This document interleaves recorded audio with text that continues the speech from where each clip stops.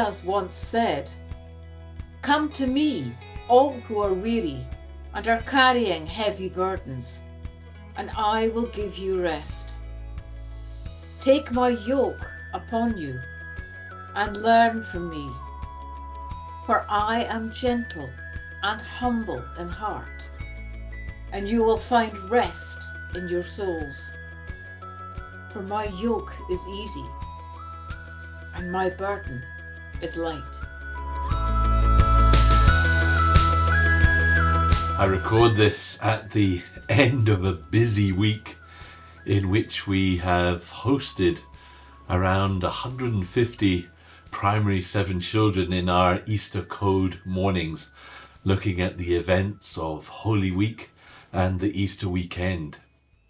It's always a wonderful privilege to spend time with the children and help to expand their knowledge of the reasons why Easter is celebrated, and to hear their ideas about what was going on in that last week of Jesus' life before Easter. By the end of the week, however, we are weary, putting up and decorating the gazebos, tearing it all back down again, moving all the paraphernalia from church to church. We are both the talent and the roadies, on stage and behind the stage. With a heavy gazebo in each hand weighing us down, the image of the weary who carry heavy burdens and need a rest was very apt.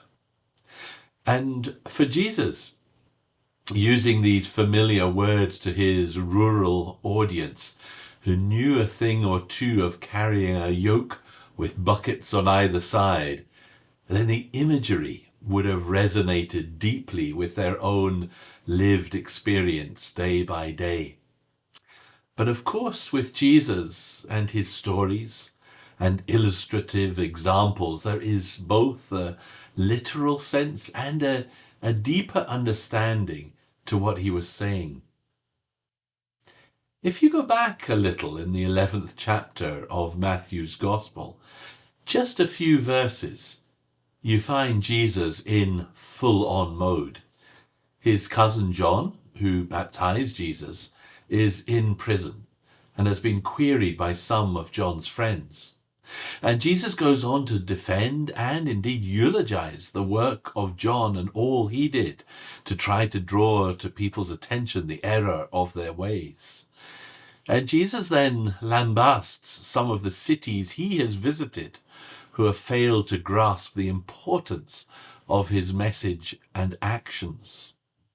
But then Jesus' tone of voice shifts from the condemnatory to the appealing, culminating in the very well-known words that we consider today. Jesus invites people to follow. He invites people to listen, to be receptive to his appeal. And those of us who are invited are particularly those who know what it is like to carry a burdensome yoke, and even more so if that yoke is unjust and unequal. As you carry your own heavy yoke and then look upon the wealthy who have a servant carry the yoke for them, is it any wonder that folks would find appeal and a sense of Jesus righting injustice in his comforting and encouraging words? We have the grim spectacle at the moment in world politics of the Ukrainian people carrying the heavy, burdensome yoke of defending the democracies of Europe from the unjust and authoritarian regime of Russia, and astonishingly and horrifyingly of the United States too, as those nations seek to carve up a sovereign nation for their own ends.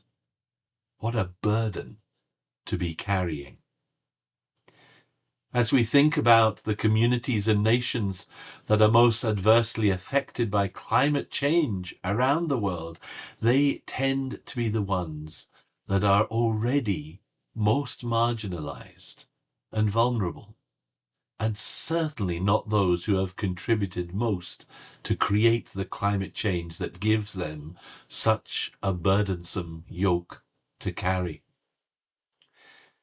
Jesus offers hope into these situations, that the burden might be lifted, but in doing so, he also challenges all of us who contribute to the burdensome weight that others are forced to carry.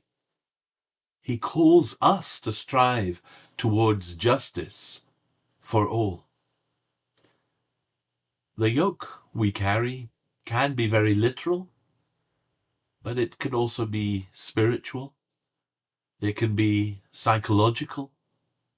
But whatever it is, Jesus wants to offer his support, encouraging us to work through the difficult challenges that discipleship, following Jesus, can bring. As we come closer and closer to Holy Week and the last moments that Jesus shared with his friends, we recognize that he too knew what it was to carry a burdensome load, and to do so faithfully, finding in his Father the support he needed to lighten the load in those moments when it all seemed too heavy to bear. So we offer to God what burdens us, what burdens our souls, what burdens our minds as the world's troubles buzz around us. And we do that with hope.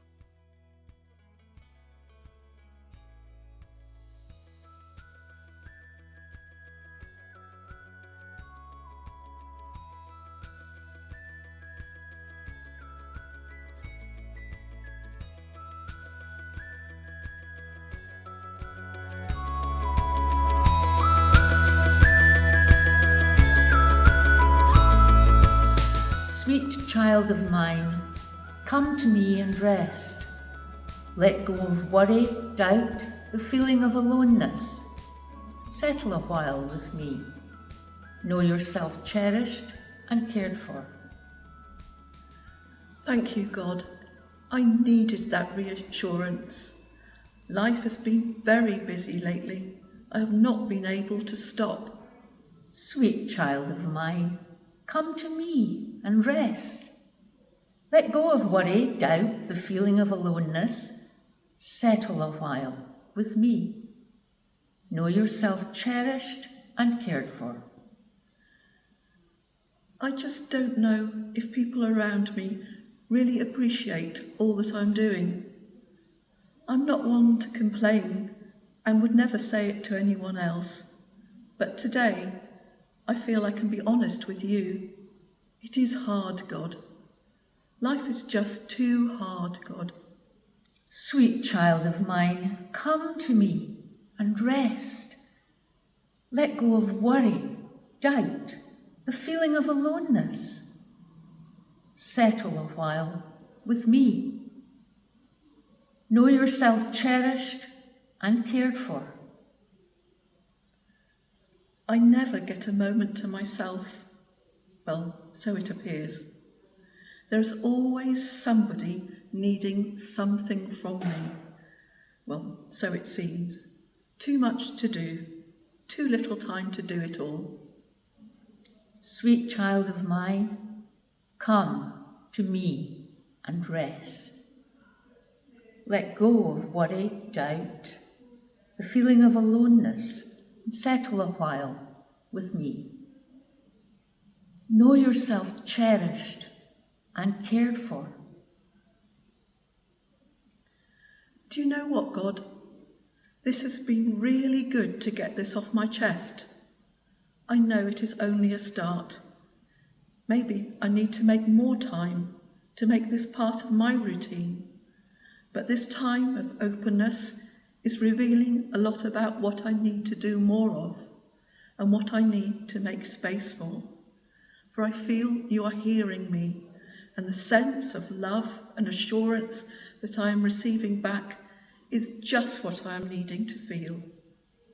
Sweet child of mine, come to me and rest. Let go of worry, doubt, the feeling of aloneness. Settle a while with me. Know yourself cherished and cared for. Amen.